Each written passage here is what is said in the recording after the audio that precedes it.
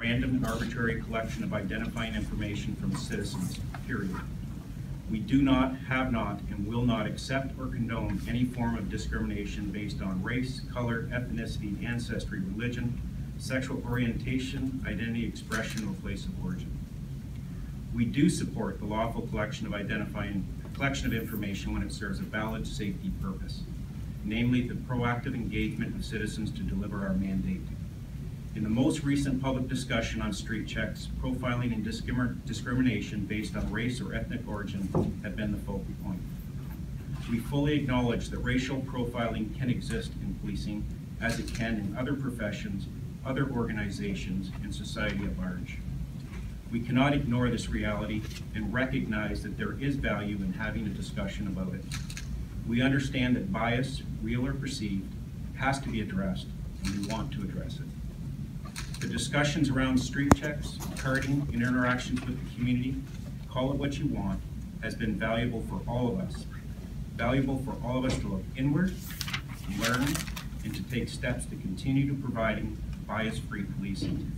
We have to move forward. This is why we need to ensure and continually reinforce a standard of professionalism, respect, dignity for all, in compliance with the Charter of Rights and Freedoms and the Human Rights Code in all our interactions with the public, whether it be the store owner, homeowner, complainant, victim, witness, accused, motorist, or pedestrian. How we engage with the public is critical to effective policing and building trust. We maintain that effectively interacting with the public is key to intelligence-led policing and public safety. Key to this is maintaining an awareness of past, present, and future criminal activity and other threats to public safety. Our effectiveness as your police service relies a great deal on being familiar with the community issues and concerns, with who is currently active in criminal activities and who is vulnerable or at risk in our community, so we can identify opportunities to prevent or deter threats to public safety through the interactions that are at the core of this discussion.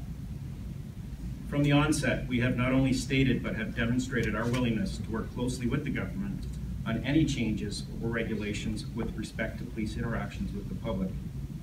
And I believe we have also demonstrated our willingness to work with the community. In an effort to create greater clarity in the interaction between the public and the police, the new regulations for collecting identifying information bans arbitrary and random police checks, period. The regulations provide new parameters around police interactions with members of the public. We as police officers are at the forefront of informing citizens of their rights and protecting those rights. Part of the new regulation places the obligation on the police to inform people that they stop, that in certain circumstances,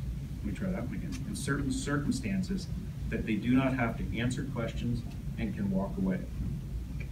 The new regulations and associated training ensure standard and consistent protocols across the province, professionalism in the course of duties, effective communication, and compliance with Charter and Human Rights Code while ensuring safety for everyone. This is our opportunity to get it right.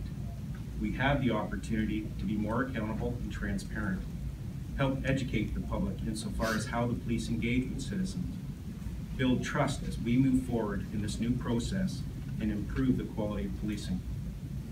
The public expects that police officers be proactive, that they engage, but always lawfully and respectfully in the activities that prevent crimes from occurring or other behaviors that impact the perception of safety. Too often, this has been lost in the public conversation. In many scenarios, what the officer has observed or the public reports does not necessarily mean a crime has been committed, but based on the totality of the circumstances, location, time of the day, behavior, it may justify further investigation to clarify the situation. This doesn't necessarily mean that the officer is going to request identifying information. It doesn't necessarily mean they're going to record that information in a police database. But I believe the public expects that we will make proactive inquiries into these types of circumstances based on the behaviors and the totality of the circumstances. These actions are not undertaken to be intrusive, biased, or disenfranchising. They are undertaken to prevent someone from causing harm to another or to your property, or bring someone who has committed a crime to justice. It remains our intent to continually improve this engagement, to ensure we maintain the trust of the public and maintain the value that these interactions serve. Over the past year, our team has assembled a training program designed to educate our members on the new regulations and the appropriate means of interacting with citizens, exclusive of any racial or societal bias. Specifically, in November 2015, we formed a committee to discuss with members the ongoing public concerns around this practice. We acted well in advance of the legislation, and in January of this year, the committee commenced training to reinforce procedures and expectations related to bias-free policing, investigative profiling, and interactions with the public.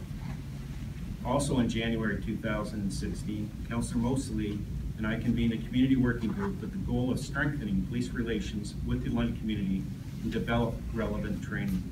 The working group provided an opportunity to engage and collaborate with members of our community in a process of continuous improvement by sharing information and soliciting input.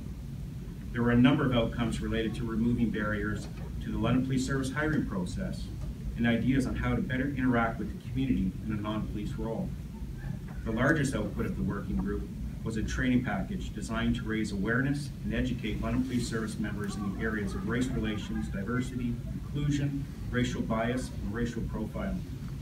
It was also the goal of this service to have this training delivered by appropriate local presenters to ensure engagement, continuity, reinforcement, and compliance.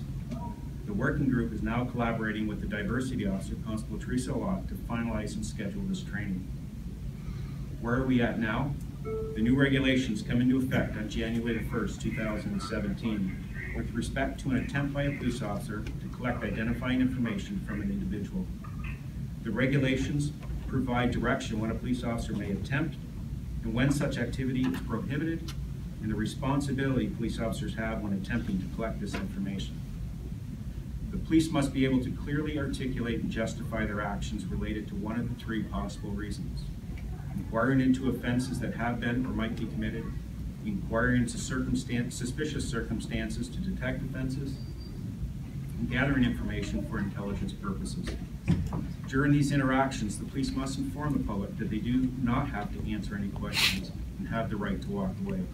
Furthermore, the officer is required to offer a document to the individual identifying the officer, their badge number, the date, time, location of the interaction, how they can make a complaint to the Ontario Independent Police Review Director, and how they can access the record of this interaction pursuant to the Freedom of Information legislation. In early 2017, we will be delivering a public education session to our community on Ontario Regulation 58/16, collection of identifying information in certain circumstances. This training will be an opportunity to educate the public on their rights and to share the training that police officers have received. If the intention of the motion for municipal council is intended to end in any form discrimination on the part of the police when interacting with the public, then we absolutely agree. It has been our position that we do not, have not, and will not accept any discriminatory practices. We maintain that interacting with the community is important to public safety. This very important tool allows police to learn from the community their concerns around crime and disorder and to meet community expectations of police to proactively engage with the public rather than simply waiting for a call for service or react to an incident after it has occurred. In fulfilling our public safety mandate, it is our intent to continue to deliver effective services that are compliant with all applicable legislation. We remain committed to bias-free policing and will demonstrate that through public accountability, education, policymaking, supervision, monitoring, and accountability, and community outreach and partnerships.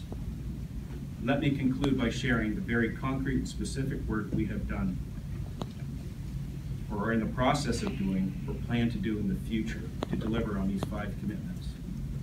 Establishing a committee that includes the administration to discuss with members the ongoing public concerns around this practice. Providing training to reinforce procedures and expectations related to bias-free policing. Establishing a community working group with the goal of strengthening police relations with the London community and to develop relevant training to be delivered by local presenters. Developing the new diversity plan with targets for hiring visible minorities and annual reporting to the Police Services Board on our progress. Providing the provincial government-approved training, both in-class and online, to all police officers related to the regulations. Providing the board with the progress of the implementation results of the collection of identifying information in 6 months. Providing a public report on the summary of data collected and retained as prescribed by legislation. Planning for a public education session in early 2007 to educate the public on their rights and share the training that police officers have received. Ongoing discussions with members of the community that are active on this issue and to understand their perspective and develop shared goals and guiding principles for police interactions and public safety in a bias-free manner. And finally, the London Police Service will be participating in a study that will explore the data collection, verification, and use of practices of members of the London Police Service for the purpose of better understanding of the behaviors, attitudes, and beliefs surrounding police data. This knowledge will then be used to develop and test methods for improving data collection, quality, and use. This study is part of a larger Good Data initiative led by the Canadian Society of Evidence-Based Policing. And the London Police Service is the first agency within Canada to become part of this initiative and to commit to adapting good data practices.